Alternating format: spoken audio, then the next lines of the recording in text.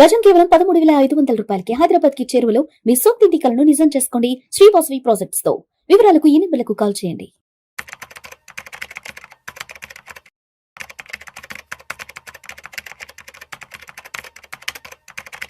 నమస్తే, welcome to Vishnu talks. నేను Vishnu.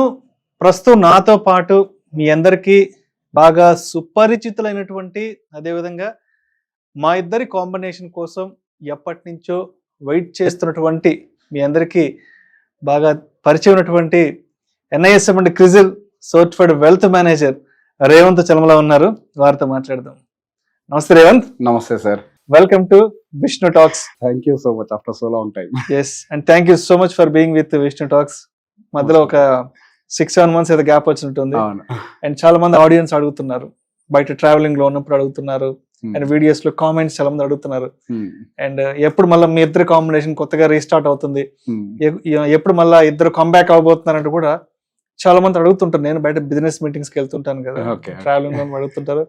So మొత్తానికి ప్రేక్షకుల కోరిక మేరకు ఇవాళ అయితే ఇక్కడ దాకా తీసుకురాగలిగాను. Thank you so much Revanth. Most welcome sir. So Revanth, ఒక్కసారి ఈ పాడ్కాస్ట్ వీడియోలో కాస్త డీటెయిల్డ్ గా, ఇప్పుడు 2025 కంప్లీట్ కాబోతోంది, ఆల్మోస్ట్ అయిపోవచ్చింది. 2026 కొత్త సంవత్సరంలో అడుగు పెడుతున్నాం. అయితే 2025లో అసలు మార్కెట్ ప్రయాణం ఎలా సాగిందంటే, ఒక విధ్వంసకరమైనటువంటి మార్కెట్ ప్రయాణం జరిగింది. వరల్డ్ వైడ్ గా పెద్ద పెద్ద అన్సర్టనిటీస్ అంతా కూడా ఇండియన్ మార్కెట్ ని హిట్ చేశాయి. గత సంవత్సర కాలంలో పెట్టుబడి మీద వచ్చిన రిటర్న్స్ అంతా కూడా నెగటివ్ రిటర్న్స్ వచ్చాయి, అంతా మైనస్ లోనే ఉన్నాయి. సో చెప్పాలంటే 2025 అనేది కంప్లీట్ ఒక నెగటివ్ మార్కెట్. ఇన్వెస్టర్స్ అందరికీ కూడా ఒక పీడకల లాంటి జ్ఞాపకాలనే మిగిల్చింది. సరే, గడిచిపోయిన దాని గురించి మాట్లాడుకోవడం తప్ప ఇంక చేయగలిగింది ఏం లేదు. కాబట్టి మరి గత మార్కెట్ అనుభవాల నుంచి మనం ఏం తెలుసుకొని 2026 నుంచి మన పెట్టుబడులు ఏ విధంగా చేసుకోవాలి అంటారు, అదేవిధంగా మన పెట్టుబడుల మీద వచ్చే రిటర్న్స్ ని మనం ఏ విధంగా సేఫ్ జోన్ లోకి తెచ్చుకోవాలి? అసలు రైట్ టైం లో రైట్ టాపిక్ తీసుకొచ్చారండి. కరెక్ట్ గా గుర్తుంటే మీకు పోయిన సంవత్సరం ఇయర్ ఎండ్ కూడా ఇటువంటి ఒక వీడియో చేసాము. సో బేసిక్ ఈ టైంలో ఈ వీడియో ప్రతి ఒక్క క్యాపిటల్ మార్కెట్ ఇన్వెస్టర్స్ అందరికీ కూడా చాలా అవసరమైన ఒక మంచి టాపిక్ ఇది. సో బేసిక్ ఒకసారి మనం 2024 ఎండింగ్ లో ఏం మాట్లాడుకున్నా ఒకసారి ఒక 1 minute రివైజ్ చేసి ఇప్పుడు 25 ఎండింగ్ గురించి మనం మాట్లాడటం మొదలు పెడదాం. 24 ఎండింగ్ టైంలో మనం ఒక స్టాండ్ చాలా క్లియర్ గా తీసుకున్నాము. మార్కెట్ అనేది కరెక్షన్స్ కి వెళ్ళటానికి చాలా హై ప్రాబబిలిటీ ఉంది. 2023-24 సంవత్సరాల్లో mid cap small cap segments లో విపరీతమైన రిటర్న్స్ ను చూసి ఇన్వెస్టర్స్ అందరూ కూడా అటువైపుగానే వెళ్ళి అక్కడ పెట్టుబడులు పెడుతున్నారు. ఇది కొద్దిగా డ్యామేజ్ చేసే అవకాశం ఉంటది, డిసప్పాయింట్మెంట్ ఎదుర్కొనే అవకాశాలు ఉంటాయని చెప్పేసి మనం మాట్లాడుకున్నాం. ఇన్ఫాక్ట్ చాలా మంది ఇన్వెస్టర్స్ ఇంకా స్పెసిఫిక్ గా గత సంవత్సరంలో ఏ ఫండ్స్ అయితే అత్యధికంగా రిటర్న్స్ ఇచ్చాయో వాటిల్లోనే పెట్టుబడులు పెట్టే ప్రయత్నం చేస్తున్నారు. చరిత్ర మనకి ఏం చెప్తుంది అని అంటే, ఏ ఫండ్ అయినా కానీ 1-2 సంవత్సరాలు మించి నెంబర్ 1 పొజిషన్ లో ఉండదు. అగ్రెసివ్ రిటర్న్స్ వచ్చినటువంటి ఫండ్స్ నెంబర్ 1 నుంచి నెంబర్ 0 అంటే నెంబర్ లాస్ట్ పొజిషన్ కి కూడా వెళ్ళడానికి అవకాశాలు ఉంటాయని మనం మాట్లాడుకుంటాం. ఇన్ఫాక్ట్ ఒక ఫండ్ కి సంబంధించి వీడియో చేస్తే డిలీట్ కూడా చేయించారు. గుర్తుంది, బాగా గుర్తుంది. చాలా మంది ఫోన్లు కూడా చేశారు, అది డిలీట్ కూడా చేయించారు. ఇప్పుడు బేసిక్ గా చాలా మందికి మళ్ళొక్కసారి రివైజ్ చేయాలనుకున్న అంశం ఏంటి అని అంటే, మనము ప్రీవియస్ రిటర్న్స్ ని దృష్టిలో పెట్టుకొని క్యాపిటల్ మార్కెట్స్ లో ఇన్వెస్ట్మెంట్స్ పెట్టకూడదు. గత చరిత్ర ఏం చెప్పింది? 2023 వరకు ఏ ఫండ్స్ అయితే పర్ఫామ్ చేశాయో 2024లో లాస్ట్ పొజిషన్ లో ఉంచున్నాయి. 2024లో ఏ ఫండ్స్ అయితే టాప్ లో ఉన్నాయో 2025లో అవి లాస్ట్ లో ఉన్నాయి. ఒక చిన్న ఎగ్జాంపుల్ ఏంటంటే, స్మాల్ క్యాప్ ఇండెక్స్ అసలు ఎటువంటి రిటర్న్స్ డెలివర్ చేయలేదు. అదే పర్టికులర్ గా స్మాల్ క్యాప్ కి సంబంధించినటువంటి ఫండ్స్ ని మనం గమనిస్తే, లాస్ట్ పొజిషన్ లో ఉండేటువంటి ఫండ్ కి ఫస్ట్ పొజిషన్ లో ఉండేటువంటి ఒక ఫండ్ కి మధ్యలో 8-10% వ్యత్యాసం ఉంది. అంటే లాస్ట్ ఫండ్ మైనస్ లో ఉంటే ప్లస్ టాప్ ఫండ్ అట్లీస్ట్ ఒక 1-2% టాప్ లో ఉంటే, హియర్ అండ్ 10% ప్యారిటీ డిఫరెన్స్ ఉంది. అదే మిడ్ క్యాప్ సెగ్మెంట్ లోకి వచ్చేసరికి కూడా దాదాపుగా సేమ్ అంతే, 15% వరకు కూడా మనకి డిఫరెన్స్ అనేది కనపడుతుంది. బేసిక్ గా ఏదైతే ఇప్పుడు లాస్ట్ పొజిషన్స్ లో ఉన్నటువంటి ఫండ్స్ ఉన్నాయో గత సంవత్సరంలో టాప్ ఫండ్స్ ఈ సంవత్సరంలోకి వచ్చేసరికి లాస్ట్ కి అయిపోయినాయి. సో బేసిక్ ఇక్కడ ఫండ్స్ అనేవి వాటికి ఉండేటువంటి అండర్లయింగ్ అసెట్స్ ని అనుకూలంగా వాటి యొక్క పొజిషనింగ్ అని మారిపోతుంది. End of the day mutual fund అంటే ఏంటండి? A combination of stocks. End of the day అంతే. ఆ స్టాక్స్ రిటర్న్స్ ఇస్తేనే మనకు మ్యూచువల్ ఫండ్ అనేది రిటర్న్ ఇస్తుంది, లేకపోతే రిటర్న్స్ రావు. సో ఆల్రెడీ గతంలో రిటర్న్ ఇచ్చేసింది అని అంటే దాని వాల్యుయేషన్ డివియేషన్ జరిగిపోయి ఉండుంటది. ఆల్రెడీ దాంట్లో ఏదైతే ర్యాలీ రావాల్సింది ఉందో అది ఆల్రెడీ వచ్చేసి ఉండుంటది. సో డెఫినెట్ గా నెక్స్ట్ రావాల్సింది ఏంటి, ప్రాఫిట్ బుకింగే. సో బేసిక్ గా మనం just chasing of the previous returns is not right అని మనం బల్ల గుద్ది ఎన్నోసార్లు వాదించిన వాళ్ళం మన ఇద్దరం. అదే విధంగా 5 స్టార్ రేటింగ్లు చూసి పెట్టుబడులు పెట్టద్దు, ప్రీవియస్ హిస్టరీని చూసి రిటర్న్స్ పెట్టద్దు. ఈ మధ్య సెబీ కూడా గట్టిగా మొత్తుకుంటుంది ఈ మాటని, past returns are not promise for the future returns అని చెప్పేసి. ఇంత గట్టిగా చెప్పడానికి గల కారణం ఏంటి, ఇన్వెస్టర్స్ అందరూ ప్రోడక్ట్స్ ని అర్థం చేసుకోకుండా కేవలం రిటర్న్స్ చూస్ చేజ్ చేస్తున్నారు. మనం రిటర్న్స్ చూస్ చేజ్ చేస్తే మనకి రిటర్న్స్ అనేవి రావు. ప్రోడక్ట్ ని అర్థం చేసుకొని పెట్టుబడులు పెడితే అప్పుడే రిటర్న్స్ వస్తాయి అనేది ఇక్కడ వాస్తవం. ఎగ్జాక్ట్లీ ఇది ఇక్కడ పాయింట్. ఇక్కడ చాలా మంది పెట్టుబడులు పెట్టేటప్పుడు ఒక సంవత్సర కాలం పాటు డబ్బులు ఖాళీగా ఉండడం ఎందుకు, మనం ఏ మ్యూచువల్ ఫండ్ లోనే పెట్టుబడులు పెడితే మ్యూచువల్ ఫండ్స్ 20% 25% రిటర్న్స్ ఇస్తున్నాయి కదా అని చెప్పేసి గత అనుభవంతో సంవత్సరంలో ఉండేటువంటి అవసరాల డబ్బుల్ని కూడా తీసుకొని వచ్చి వాళ్ళు మ్యూచువల్ ఫండ్స్ లో పెట్టుబడులు పెట్టారు.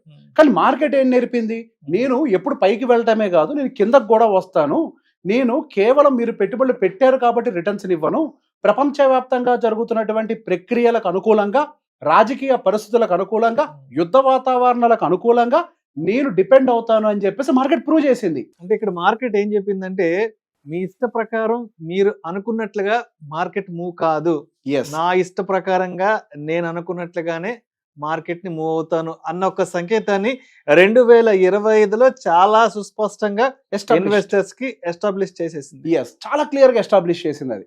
సో దీని నుంచి మనం నేర్చుకోవాల్సిన అనుభవం ఏంటి, 2025 ఈ కొత్త ఇన్వెస్టర్స్ కి ఏం నేర్పింది. ఎందుకంటే మెజారిటీ ఆఫ్ ది ఇన్వెస్టర్స్ 2024-25లోనే మార్కెట్ లోకి ఎంటర్ అయ్యారు. పర్టికులర్ 2024లోనే ఎంటర్ అయిన వాళ్ళు, అందులో పీక్ లో ఎంటర్ అయిన వాళ్ళు చాలా ఎక్కువ. సో ఇప్పుడు మనకి మార్కెట్ లో 90% ప్లస్ స్టాక్స్ ఇంకా 20% బియర్ టెరిటరీలోనే ట్రేడ్ అవుతున్నాయి. అది సాడ్ రియాలిటీ. ఇప్పుడు మనకేదో నిఫ్టీ 26,000 ప్లస్ లో ఉంది కదా, ఆల్ టైమ్ హై దగ్గర ఉందా కదా అని చెప్పేసి మనం అనుకుంటున్నాం సైకలాజికల్ గా. కానీ ఇక్కడ రియాలిటీలో ఏం జరుగుతోంది, నిఫ్టీలో కొన్ని రిలేటెడ్ స్టాక్స్ మాత్రమే, ఫ్యూ పాకెట్స్ ఆఫ్ స్టాక్స్ మాత్రమే పైకి వెళ్ళి నిఫ్టీని పైకి తీసుకెళ్లాయి. కానీ బ్రాడర్ మార్కెట్ లో ఎటువంటి ర్యాలీ జరగలేదు. బ్రాడర్ మార్కెట్ లో ఇంకా సెల్లింగ్ కేటగిరీలో బేర్ మార్కెట్ టెరిటరీలో ఉన్నటువంటి స్టాక్స్ కోకొల్లలు. దాదాపుగా నిఫ్టీలో మనకి 3,000 చిలుకు పై చిలుకు స్టాక్స్ ఏవో లిస్ట్ అయినట్లయితే అందులో దాదాపు 80-90% ఇంకా బేర్ టెరిటరీలోనే సతమతం అవుతున్నాయి. సో బేసిక్ అందుకే ఎప్పుడైనా మ్యూచువల్ ఫండ్స్ లో పెట్టుబడులు పెట్టేటప్పుడు ఫస్ట్ మనం ఒక బేసిక్ అనాలిసిస్ చేయాలి. నేను తీసుకొచ్చేటువంటి ఈ డబ్బులు ఈ మార్కెట్ లోకి ఏ పర్పస్ తో తీసుకొని వస్తున్నాను. ఇక్కడ ఏమవుతుంది, మనకి క్లియర్ గా పర్పస్ ఎస్టాబ్లిష్మెంట్ జరిగిపోతుంది. నేను ఒక 5 సంవత్సరాల తర్వాత లేదా 10 సంవత్సరాల తర్వాత నా పిల్లల చదువుల కోసం తీసుకొచ్చే డబ్బులా, లేకపోతే ఒక సంవత్సరం తర్వాత నా పిల్లోడి ఫీజులు కట్టడానికి కోసం తీసుకొచ్చే డబ్బులా, లేకపోతే ఫంక్షన్ల కోసం తీసుకొచ్చే డబ్బులా, లేకపోతే నేను ఒక 15 సంవత్సరాల తర్వాత రిటైర్ అవ్వడం కోసం తీసుకొచ్చేటువంటి డబ్బులా. సో ఒక క్లియర్ ఎస్టాబ్లిష్మెంట్ ఉండాలి. ఇప్పుడు మనం ఒక రియల్ ఎస్టేట్ లో ఒక ఐటమ్ కొనేటప్పుడు అంటే ఒక భూమి కొనేటప్పుడు మనకు ఒక ఎస్టాబ్లిష్మెంట్ ఉంటుంది.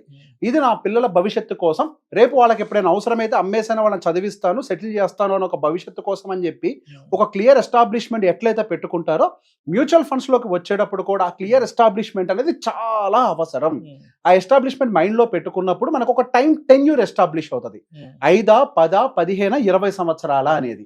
అండ్ ఆ తర్వాత మనం ఏం చేయాలి, మనకు ఉన్నటువంటి వయసు, మన ఏ ఏజ్ గ్రూప్ లో ఉన్నాం. ఇప్పుడు 55 ఇయర్స్ ఏజ్ గ్రూప్ లో ఉన్న వాళ్ళు వాలటాలిటీని తట్టుకునే పరిస్థితుల్లో ఉండరు. సహజంగానే వాళ్ళకి మైండ్ లోకి ఇన్సెక్యూరిటీ కానీ ఇవన్నీ ఎంటర్ అయిపోయి ఉంటాయి, భయము, ఆందోళన అన్నీ వస్తాయి. సో వయసుకు తగ్గట్టుగా కూడా 25 సంవత్సరాల కుర్రాడికి ఒక రకమైన పరిస్థితులు ఉంటాయి, 35, 45, 55. సో నెక్స్ట్ ఏంటి, ఏజ్ గ్రూప్ ఎస్టాబ్లిష్మెంట్ జరగాలి. మీ ఏజ్ గ్రూప్ ప్రకారం ఎందుకు ఎస్టాబ్లిష్ చేయాలి అంటే మీ అవసరాలు మీ వయసుకు తగ్గట్టుగా వస్తాయి. 25 సంవత్సరాల కుర్రాడికి నెక్స్ట్ వచ్చే టార్గెట్స్ ఏముంటాయి, పెళ్లి, పిల్లలు, ఒక కారు. 35 సంవత్సరాల వాడికి ఏమొస్తుంది, మేబీ పిల్లలకి సంబంధించిన నెక్స్ట్ ఇంటర్మీడియట్, లేకపోతే ఒక ఇల్లు, లేదా ఒక కారు. 45 సంవత్సరాల వరకు ఏమొస్తుంది, పిల్లల పెళ్లిళ్ళు, పిల్లల హైయర్ ఎడ్యుకేషన్, ఇల్లు లేకపోతే మళ్ళీ ఇల్లు. 55 సంవత్సరాల వాడికి ఏమొస్తుంది, క్లియర్ గా ఒక రిటైర్మెంట్ పర్పస్, కార్పస్. ఇంత క్లియర్ గా ఏజ్ ఎస్టాబ్లిష్మెంట్ జరిగితే పర్పస్ కూడా డైవర్సిఫై అయిపోతాయి.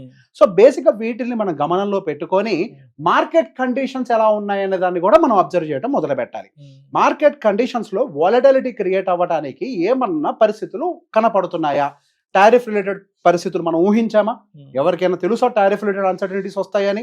ఇండియా పాకిస్తాన్ కి మధ్యలో ఇటువంటి ఒక సిచ్యువేషన్ క్రియేట్ అవుతుందని మనకు తెలుసా?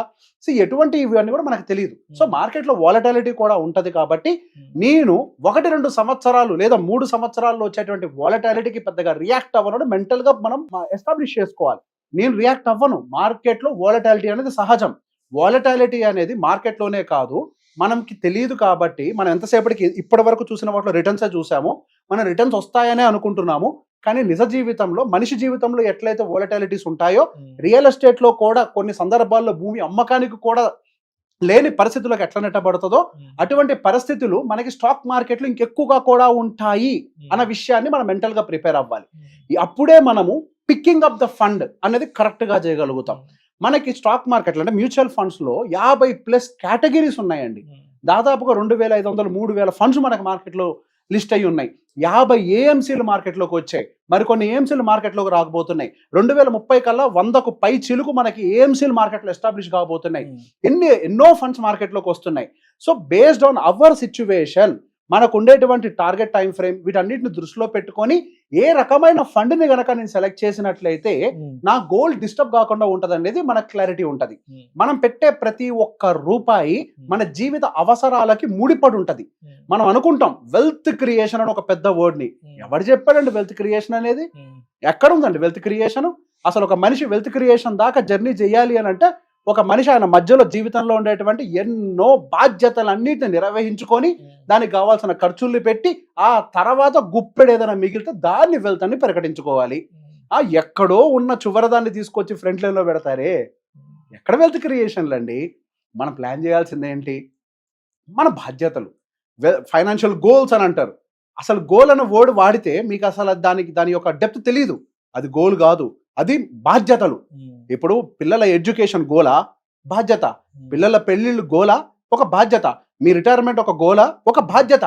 ఇవన్నీ బాధ్యతలు కదా. మరి బాధ్యతకు తగ్గట్టు కదా మనం క్రియేట్ చేయాల్సింది ఫండ్ ప్లానింగ్ ని.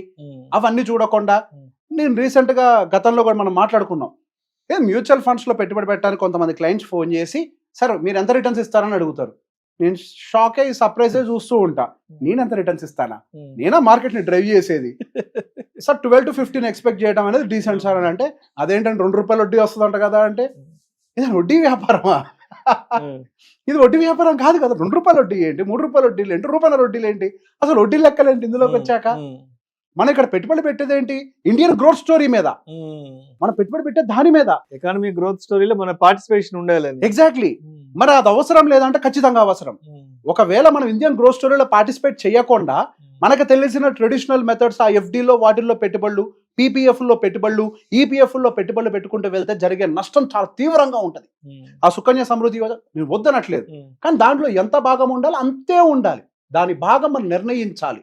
ఎంత భాగం పెట్టాలో అంత భాగం మన పీపీఎఫ్లు, ఎన్పీఎఫ్లు, సుకన్య సమృద్ధి యోజనాలు, లేకపోతే లైఫ్ కమ్ సేవింగ్స్ ఇన్సూరెన్స్ పాలసీలో ఒక చిన్న భాగాన్ని దానికోసం డెడికేట్ చేసిన తర్వాత ఇండియన్ గ్రోత్ స్టోరీలో మనం పార్టిసిపేట్ చేయాలి. ఎందుకు పార్టిసిపేట్ చేయాలి ఇండియన్ గ్రోత్ స్టోరీలో? మీరు పార్టిసిపేట్ చేయకపోతే నాకేమైనా అవుద్దా అని అంటే ఖచ్చితంగా మీరు మీ జీవితంలో ఎంతో కోల్పోతారు. మీరు మీ పిల్లవాడిని హైదరాబాద్ లో నంబర్ 1 కాలేజ్ లో చదివించే పరిస్థితిలో మీరు ఉండేవాళ్ళు కరెక్ట్ గా పార్టిసిపేట్ అయ్యి ఉంటే. కానీ మీరు రాంగ్ మెథడ్ లో గనక వెళ్ళినట్లయితే మీరు ఆ టాప్ కాలేజ్ కాదు, బేస్ లెవెల్ కాలేజ్ లో ఎఫర్ట్ చేయడానికి కూడా కష్టపడతారు. ఏంటి తేడా? రిటర్న్స్ అనేది ఇక్కడ ఒకటే ఎజెండా కాదు. ఇక్కడ మనకి మార్కెట్ ఎంతతో పెరుగుతోంది. స్టాక్ మార్కెట్ అనట్లేదు నేను, ఎడ్యుకేషన్ ఎంతతో పెరుగుతోంది, మెడికల్ ఎంతతో ఖర్చులు పెరుగుతున్నాయి, మన లివింగ్ స్టైల్ కానీ ఇది మన ఖర్చులు కానీ ఎంతతో పెరుగుతున్నాయి, ఇది కదా నిర్ణయించాల్సింది. దానికి ఒక సింపుల్ పారామీటర్ ఎప్పుడు చెప్పేది నేను, భారతదేశం ఇన్ఫ్లేషన్ 6% అని మాట్లాడాలి సార్. రీసెంట్ గా తగ్గింది కదా, స్టాండర్డ్ కాదు, 6% అని అనుకుందాం. యావరేజ్ గా మనకు వచ్చేది ఇండియన్ జీడిపి ఒక 6% అనుకుందాం. 8 వస్తుంది, 8 అనుకోవద్దు, 6 అనుకుందాం. ఇన్ఫ్లేషన్ 6%, గ్రోత్ 6%, రెండు కలిపితే ఎంత? 12%. మరి మనకి రిటర్న్స్ అనేవి దేనికంటే ఎక్కువ ఉండాలి? భారతదేశం అని బ్రాడర్ పిక్చర్, మనం ఇండివిజువల్, మనం ఇంకొక బెటర్ గా చేయగలుగుతాం. బ్రాడర్ గా పెద్ద రైలు గుంజడం కష్టం, కానీ మన చిన్న బండిని గుంజడం పెద్ద కష్టం కాదు. కరెక్ట్ గా ప్లాన్ చేస్తే మన రిటర్న్స్ ఎంత ఉండాలి? దానికంటే అట్లీస్ట్ +2 ఉండాలా? +2 ఉంటే ట్యాక్స్లు అన్ని పోను, ఇండియాతో ఈక్వల్ అవుతాం. మరి భారతదేశం ఏమో 12% తో గ్రో అవుతుంటే నా జీవితం ఏమో 7% తో గ్రో అయినా చాలు అని అంటే ఇది విజ్ఞానమా, లేకపోతే అమాయకత్వమా, లేకపోతే మూర్ఖత్వమా? సో సరైన పద్ధతిలో పెట్టుబడులు పెట్టకపోతే భారతదేశ అభివృద్ధిలో మీరు పార్టిసిపేట్ చేయలేరు. సో బేసిక్ ఇక్కడి నుంచి మనం ఈ 2025 లెసన్ నుంచి మనం ఏం నేర్చుకోవాలి అని అంటే, రూల్ నెంబర్ 1, డోంట్ చేస్ ద పాస్ట్ రిటర్న్స్, డోంట్ చేస్ దిస్ 5-star రేటింగ్స్. వీటన్నిటిని తీసి పక్కకు పెట్టి మన వయసుకు తగ్గట్టుగా, మన అవసరాలకు తగ్గట్టుగా ఎంతెంత డబ్బుని ఎక్కడెక్కడ పెట్టుబడులు పెట్టినట్లయితే నా అవసరాలు తీరుతాయి అన్న దాన్ని మనం క్లారిఫై చేసుకొని అప్పుడు మాత్రమే మన మార్కెట్స్ లో పెట్టుబడులు పెట్టాలి. మార్కెట్స్ ఇంకో సంవత్సరం కూడా ఇట్లనే ఉంటాయేమో, నో వన్ నోస్. మార్కెట్ ని ఎవరు ప్రిడిక్ట్ చేయగలుగుతారు? చేసేవాళ్ళు ఉన్నారు. మార్కెట్ ని 100% ప్రిడిక్ట్ చేసే వాళ్ళు ఉన్నారు. ఇద్దరు వాళ్ళు, ఒకటి అబద్ధాలు చెప్పేవాడు, రెండోది దేవుడు. అంతే కదా? అయితే దేవుడు అన్న కరెక్ట్ గా చెప్పాలి, ఇది అవుద్ది అని, లేదా అబద్ధం చెప్పాలి. నేను ఒక చీఫ్ ఇన్వెస్ట్మెంట్ ఆఫీసర్ తో మాట్లాడినప్పుడు, సార్ మార్కెట్ లో ఎటువంటి ఇన్వెస్ట్మెంట్స్ నెక్స్ట్ బాగా రిటర్న్స్ ఇచ్చే అవకాశాలు ఉంటాయి, మనం దానికి అనుకూలంగా పోర్ట్ఫోలియో డిజైన్ చేయొచ్చా అని ఒక మాట అడిగితే, నువ్వు ప్రిడిక్ట్ చేస్తావా మార్కెట్ ని అన్నాడు. నేను చేయలేను సార్. నేను కూడా చేయలేను అన్నాడు. ఏది? ఒక chief investment officer of mutual funds.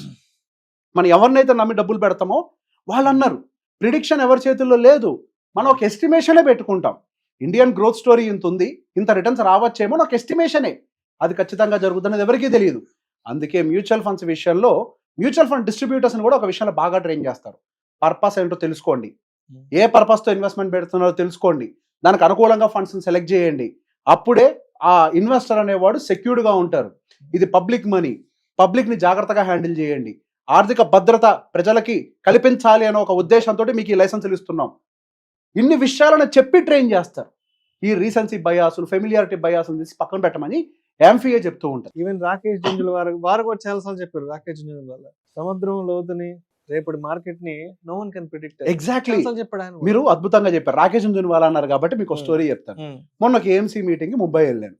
ఆ ఏఎంసీ ఒక ప్రమోటర్ ఎవరనంటే, అందరు రాకేష్ జుంజునవాలా గారు టైటాన్ స్టాక్ కొని ఇంత కుబేరుడు అయ్యారని చెప్పి మాట్లాడతారే, ఆ టైటాన్ స్టాక్ ని బై బటన్ నొక్కిన వ్యక్తితో నేను మాట్లాడొచ్చాను. ఉత్పల్ సేట్ అని ఒక ఆయన ఉంటారు, ట్రస్ట్ మ్యూచువల్ ఫండ్ కి సంబంధించిన ప్రమోటర్ ఆయన, ఉత్పల్ సేట్ అని. సో బేసిక్ ఆయన he's a CEO of Rare Enterprises until Rakesh Jhunjhunwala's last day. ఆ రోజు వరకు ఆయనే ఈ టైటాన్ స్టాకులు కానీ, కరూర్ వైశ్య బ్యాంకులు కానీ అవన్నీ కొన్నది వీళ్లే. ఆయన CEOగా వ్యవహరించారు. ఆయన ఒక స్టోరీ చెప్పారు, మాకు 2-3 ఆప్షన్స్ ఉన్నాయి. బేసిక్ గా ఒకనొక టైంలో 15 సంవత్సరాల క్రితం బ్యాంకింగ్ బయింగ్ చేయాలనుకున్నప్పుడు మేము HDFC బ్యాంక్ బై చేయాలా, కరూర్ వైశ్య బ్యాంక్ బై చేయాలని ఒక నిర్ణయం తీసుకోవాలి. ఆ టైంలో మేము HDFC బ్యాంక్ కాకుండా కరూర్ వైశ్య బ్యాంక్ ను ఆప్ట్ చేసుకున్నాం. మాకు రివర్స్ లో ఏం జరిగింది అని అంటే, ఆ 15 సంవత్సరాల టైం ఫ్రేమ్ లో ఫస్ట్ 10 years లో HDFC బ్యాంక్ పిచ్చి పెట్టినట్టు పెరిగింది, వేరే కరూర్ వైశ్య బ్యాంక్ రిటర్న్స్ ఇవ్వలేదు.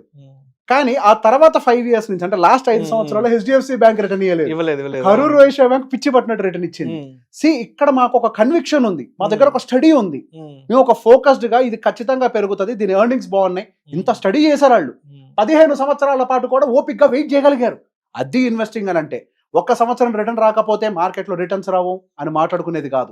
When you have a strong conviction towards the fund selection and the fund what you have pick, and మీరు ఎప్పుడైతే దాని fund underlying assets and the fund philosophy and the fund manager ఫిలాసఫీని అర్థం చేసుకొని పెట్టుబడి పెట్టారో, మీరు దాని మీద నమ్మకంతో కొద్దిగా ఓపిక్ గా వెయిట్ చేయాలి.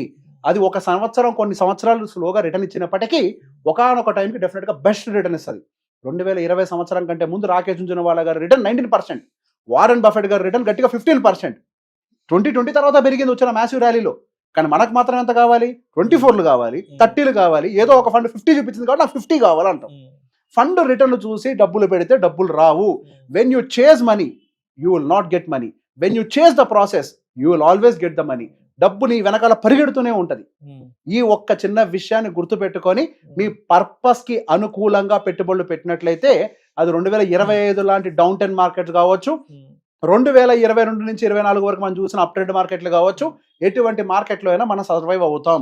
మార్కెట్లో ఒకటే సూత్రాన్ని గుర్తుపెట్టుకోండి, మార్కెట్లో రిటర్న్స్ ఎవరికి వస్తాయి అని అంటే, ఎవరైతే లాంగ్ టర్మ్ లో ఓపికగా పెట్టుబడులు పెట్టి ఉండగలుగుతారో వాళ్ళకే వస్తాయి.